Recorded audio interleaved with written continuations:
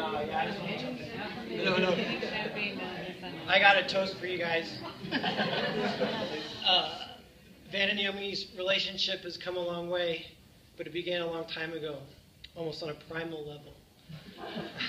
They met at a catering gig, and as they looked each other up and down for the first time, they realized that they were wearing the same size uniform.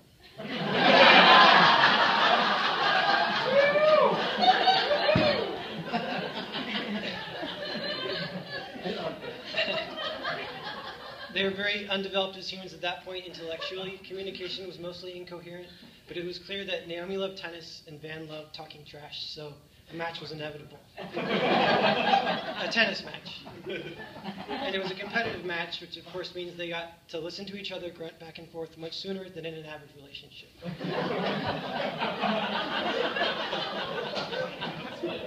It goes without saying that Naomi won a majority of the matches and developed a certain nonverbal fondness for her opponent.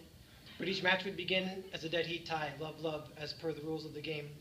The score being such as it was, a tie when they first laid eyes on each other means it was love at first sight. And Naomi was happy to call out the score aloud before ritualistically crushing the man who would one day and at long last become her true love. They continued to evolve, as did their relationship. Social constructs changed, and their opposable thumbs granted them some advantage against beastly predators as they migrated into the bedroom. It wasn't long before they developed the use of tools. Tools like the Keurig and the HBO subscription. Their posture changed, and they began walking erect, a big step for them. And they expanded their territory into the kitchen, where they'd hunt and gather in drawers and at local stores. They were a success in the sense that they were still alive and breathing, but their journey was far from over. As time passed and their educations grew more and more pointlessly specific, they found themselves in South Korea.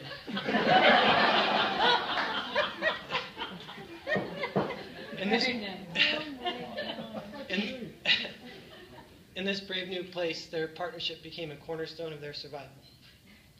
They harnessed fire and kept a candle burning at all times. They felt it represented their love, and also it kept the bathroom fresh.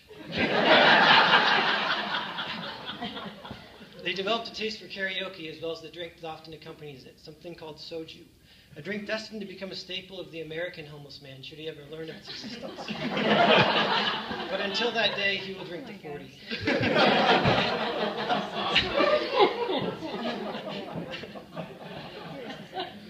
Vann would propose to Naomi years later in Hawaii next to a bubbling volcano. They had become fully developed humans by this point, capable of complex thought and anchored by self-awareness. In other words, late 20s.